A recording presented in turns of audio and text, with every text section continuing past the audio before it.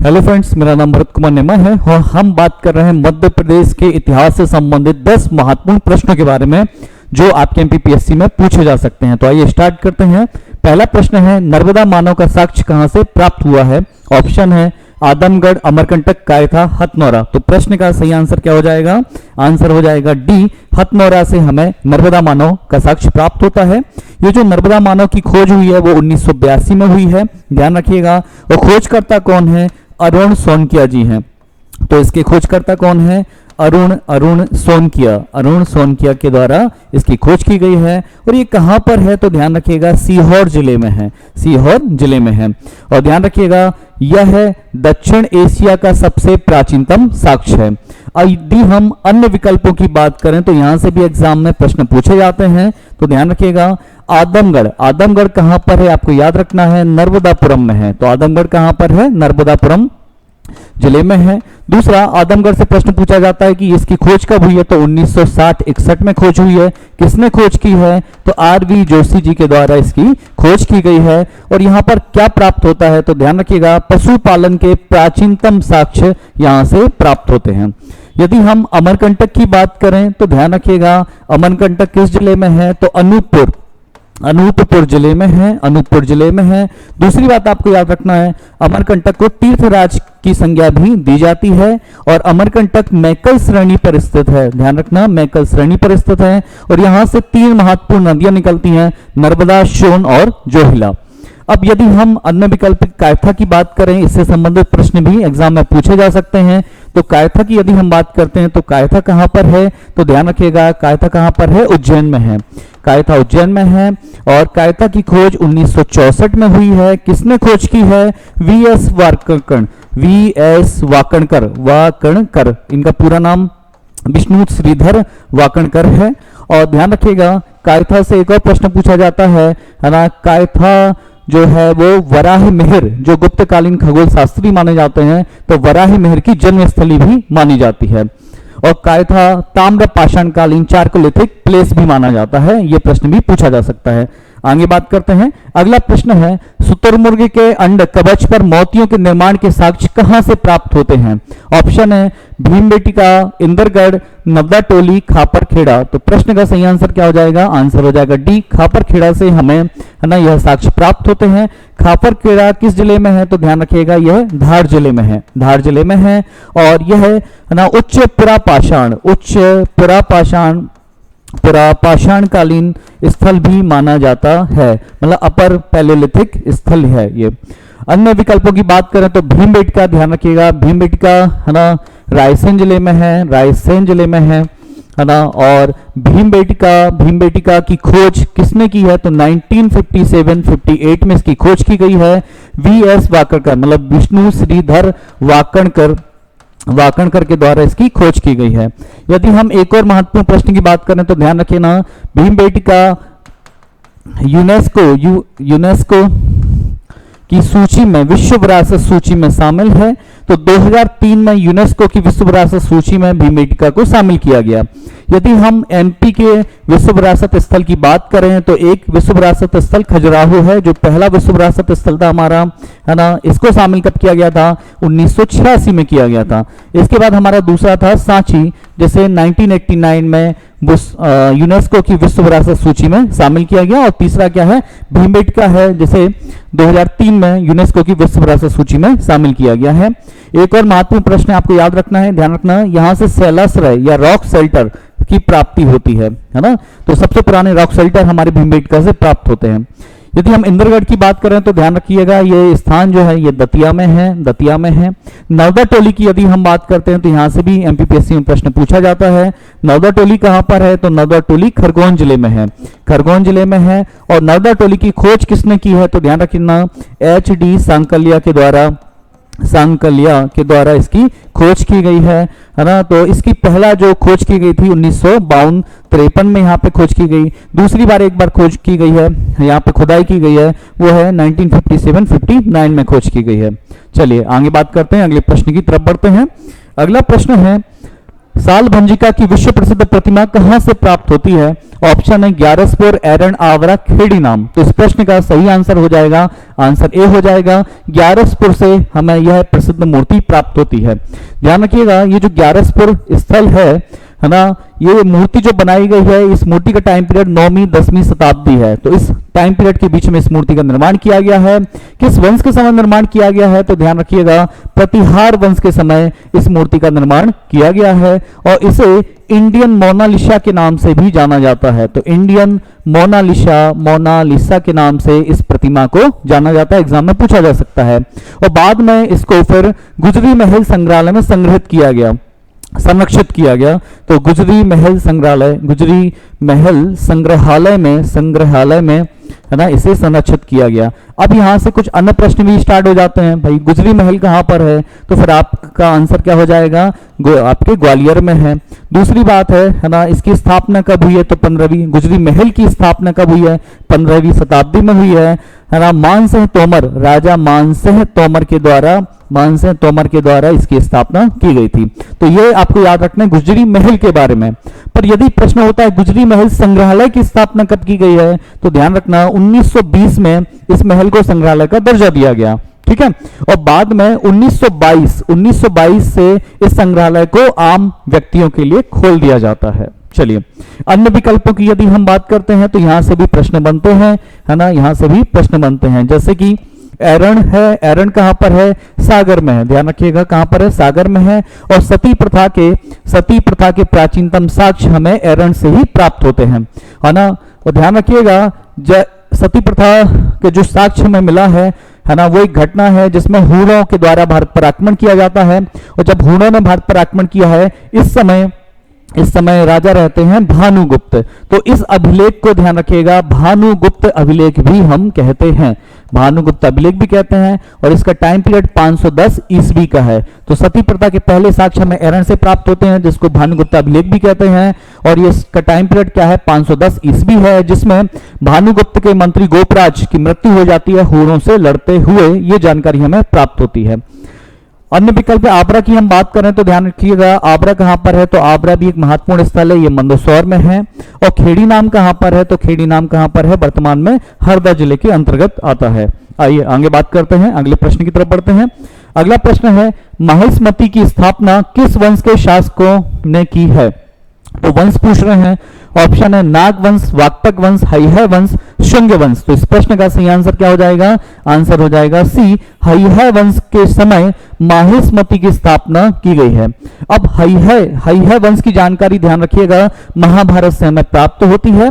और यहां पर एक राजा हुए हैं महिष्मंत, है ना। तो इस महिष्मंत नामक शासक के द्वारा महिष्मति नगरी को बसाया गया था। वर्तमान में इस नगरी को हम महेश्वर के नाम से भी जानते हैं। तो ध्यान रखिएगा, वर्तमान में क्या कहा जाता है? महेश्वर कहा जाता है। और यहां से एक प्रश्न और आता है ना, ये नगरी जब बसाएगी उसके बाद में इसको कैपिटल बनाया गया। तो हैहय वंश के ही शासक होते हैं कृतवीर्य अर्जुन। और इन्हीं कृतवीर्य अर्जुन को हम सहस्त्रबाहु के नाम से भी जानते हैं। तो सहस्त्रबाहु के द्वारा महिष्मति को कैपिटल बनाया जाता है, राजधानी बनाया जाता है। तो ये भी एग्जाम में पूछा जा सकता है। चलिए आगे बात करते हैं, अगले प्रश्न की तरफ बढ़ते हैं। अगला प्रश्न है, अवंती की स्थापना किस वंश के शासकों के द्वारा की गई है? ऑप्शन है परिव्राजक वंश, उच्चकल्प वंश, हैहय वंश, मौर्य वंश। तो प्रश्न का सही आंसर क्या हो जाएगा? आंसर हो जाएगा सी, हैहय वंश के शासकों के द्वारा अवंती राज्य की स्थापना की गई थी, अवंती की स्थापना की गई थी। अब चूंकि जैसा कि मैंने बताया, हैहय वंश महाभारत कालीन है, महाभारत से भी हमें इस वंश की जानकारी हमें प्राप्त होती है।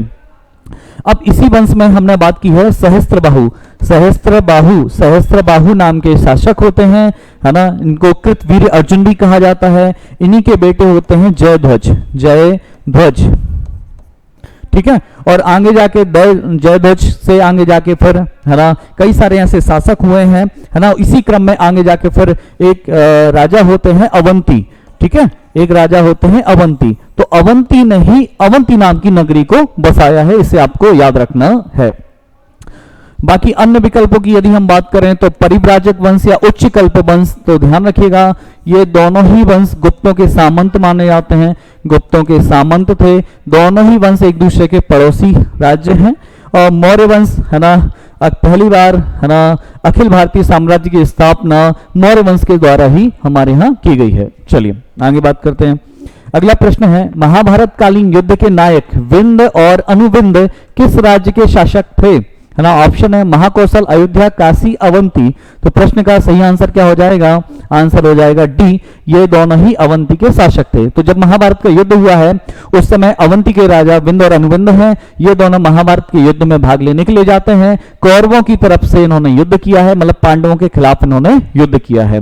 अच्छा, एक प्रश्न यहां से और पूछा जा सकता है ना, अगर अवंती की तरफ से विंध्य अनुविंध्य ने भाग लिया है तो माहिष्मती जो नगरी है, यहां से कौन युद्ध में भाग लेने के लिए गया था? तो राजा नील। तो राजा नील ने कौरवों की तरफ से पांडवों से युद्ध किया है, इसे भी आपको याद रखना है। अब यदि हम महाभारत की बात करते हैं तो यहां से भी पीएससी प्रश्न पूछती है। तो महाभारत, ध्यान रखिएगा, महाभारत का पुराना नाम क्या है? जय संहिता है। तो महाभारत का पुराना नाम क्या है? जय संहिता है। दूसरी बात आपको याद रखना है कि जो महाभारत है इसके रचनाकार कौन है? वेद व्यास जी हैं, है ना। तो वेद व्यास के द्वारा महाभारत की रचना की गई है, संस्कृत भाषा में की गई है। और इसका जो अंतिम रूप है ना, इसका जो अंतिम रूप तैयार किया गया है वो ध्यान रखना गुप्त काल में किया गया है। तो वर्तमान स्वरूप की जो रचना हुई है वो कहां पर हुई है? गुप्त काल में इसकी रचना हुई है। और इसमें 18 पर्व हैं। तो ध्यान रखिएगा कितने पर्व हैं? 18 पर्व हैं। ये सभी आपसे एग्जाम में पूछे जा सकते हैं। आगे बात करते हैं, बौद्ध काल में अवंती को महाजनपद के रूप में स्थापित करने का श्रेय किसे जाता है? अभी हमने बात की थी अवंती नगरी की बात, अब अवंती को महाजनपद के रूप में स्थापित करने का श्रेय किसे जाता है? प्रश्न यह है, ऑप्शन है अवंती, चंडप्रघोष, शिशुनाग, नंदीवर्धन। तो प्रश्न का सही आंसर क्या हो जाएगा? प्रश्न का सही आंसर हो जाएगा बी, चंडप्रघोष को है ना इसका श्रेय जाता है। अब यदि हम बात करें चंडप्रघोष की तो ध्यान रखना इनको प्रघोष भी कहा जाता है। बड़े ही पराक्रमी थे, इसलिए इन्हीं के नाम से इनका वंश प्रघोष वंश स्टार्ट हो जाता है, प्रारंभ हो जाता है ये। अब ध्यान रखिएगा, जो चंडप्रघोष जब अवंती के राजा हैं उस समय मगध के शासक कौन थे? तो बिंबिसार और अजातशत्रु थे। तो बिंबिसार और अजातशत्रु है ना कि समकालीन माने जाते हैं। कौन? चंडप्रघोष। बिंबिसार और अजातशत्रु किस वंश के शासक थे? हर्यक वंश के शासक थे। तो इनका वंश क्या था? हर्यक वंश था। और इन दोनों की राजधानी क्या थी? राजगृह थी। तो यहां से एक प्रश्न और पूछा जाता है ना कि जब चंडप्रघोष के डर से हर्यक वंश के किस शासक ने राजगृह की किलेबंदी की थी? तो फिर आपका आंसर आ जाएगा अजातशत्रु ने, है ना। तो अजातशत्रु चंडप्रघोष के डर से राजगृह की किलेबंदी करते हैं, घेराबंदी करते हैं। ठीक है, यहां से एक प्रश्न और आता है, बिंबिसार ने जब एक बार चंडप्रघोष पांडु रोग से ग्रसित हो जाते हैं तो बिंबिसार ने अपने राजवैद्य जीवक को चंडप्रघोष की सेवा में भेजा था। यह भी आपको याद रखना है। आगे बात करते हैं, अगला प्रश्न है, किस रचना में विदिशा पर शत्रुधन के पुत्र शत्रुघाती के शासन का उल्लेख मिलता है?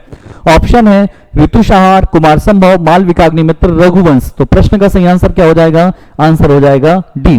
तो रघुवंश से हमें यह जानकारी मिलती है कि शत्रुधन के पुत्र जो शत्रुघाती हैं उनका राज्य कहां पर रहा है? विदिशा में रहा है। ठीक, और विदिशा को प्राचीन नाम समय में हम क्या नाम से जानते थे? बेसनगर के नाम से भी जानते थे। इसे आपको याद रखना है।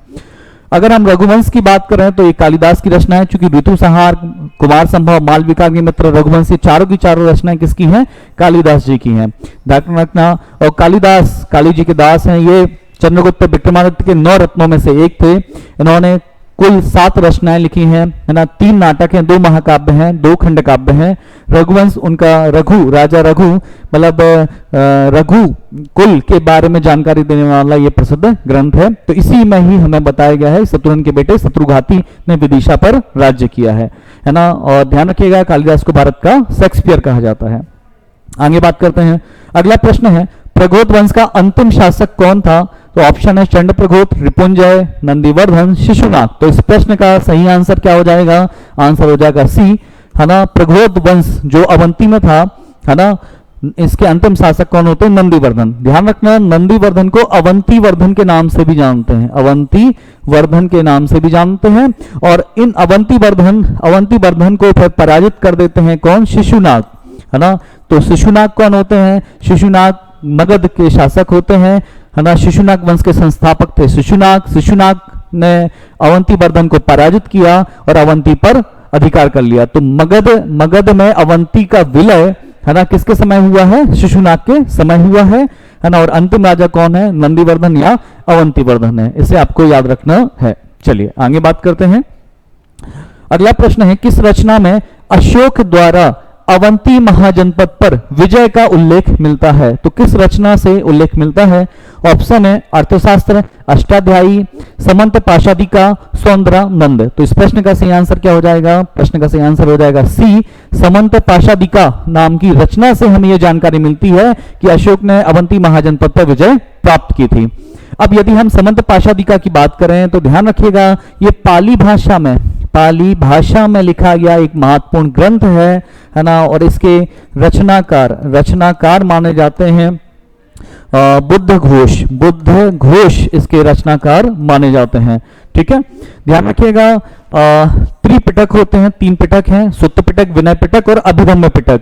तो ये जो रचना है ये विनय पिटक पर टीका है, विनय पिटक पर टीका है। और इसी रचना से हमें कुछ और महत्वपूर्ण जानकारी प्राप्त होती है जो एग्जाम में पूछी जा सकती हैं। इसी रचना से हमें है ना अशोक के समय जो तीसरी बौद्ध संगति होती है इसकी जानकारी भी हमें इसी रचना से प्राप्त होती है। और एक और प्रश्न यहां से महत्वपूर्ण है आपके लिए, अशोक के द्वारा जो विजय प्राप्त की गई है, जो ऐतिहासिक विजय प्राप्त की गई है, इसकी जानकारी भी हमें इसी रचना से प्राप्त होती है ना। तो आपके लिए पुस्तक बड़ी महत्वपूर्ण है। यदि हम अन्य की बात करें, अन्य विकल्पों की बात करें तो ध्यान रखिएगा, अन्य विकल्पों में एक अर्थशास्त्र है ना। तो ये तो आप जानते ही हैं है ना। ये मौर्य काल में जो प्रधानमंत्री हैं चंद्रगुप्त मौर्य के चाणक्य के द्वारा लिखी गई है। तो चाणक्य बोलिए, विष्णुगुप्त बोलिए है ना, कौटिल्य बोलिए, बात एक ही है, इनके द्वारा लिखी गई पुस्तक है। और ये राजनीति विषय पर लिखा गया संस्कृत का एक बड़ा महत्वपूर्ण ग्रंथ है। अष्टाध्यायी की यदि हम बात करते हैं तो पाणिनि नाम के ऋषि के द्वारा ये पुस्तक लिखी गई है ना। और ये संस्कृत भाषा व्याकरण की पहली पुस्तक मानी जाती है। और एक प्रश्न पूछा जा सकता है पाणिनि से, तो ध्यान रखना, पाणिनि नंद शासक महापद्मनंद के समकालीन और उनके मित्र थे। और सौंदरानंद की बात करते हैं तो ये भी एक बड़ी महत्वपूर्ण बौद्ध धर्म है ना से संबंधित महत्वपूर्ण एक पुस्तक मानी जाती है। सौंदरानंद एक महत्वपूर्ण रचना है और इसकी रचना है अश्वघोष के द्वारा लिखी गई ये पुस्तक है ना। अश्वघोष कौन थे? तो ध्यान रखना, कनिष्क के दरबार में थे है ना। और चौथी बौद्ध संगति के उपाध्यक्ष भी रहे हैं। अश्वघोष ने सौंदरानंद तो लिखा ही है, साथ ही साथ है ना एक और महत्वपूर्ण पुस्तक है सारीपुत्र प्रकरण भी इनकी एक महत्वपूर्ण रचना मानी जाती है। और एक रचना है बुद्ध चरित। तो बुद्ध चरित है ना, इसे बौद्ध धर्म की रामायण कहा जाता है, बुद्ध चरित को है ना। तो ये सभी आपसे पूछे जा सकते हैं। आज के इस लेक्चर में, इस वीडियो में इतना ही। आगे हम बात करेंगे अन्य महत्वपूर्ण प्रश्नों के बारे में। आप सभी का धन्यवाद।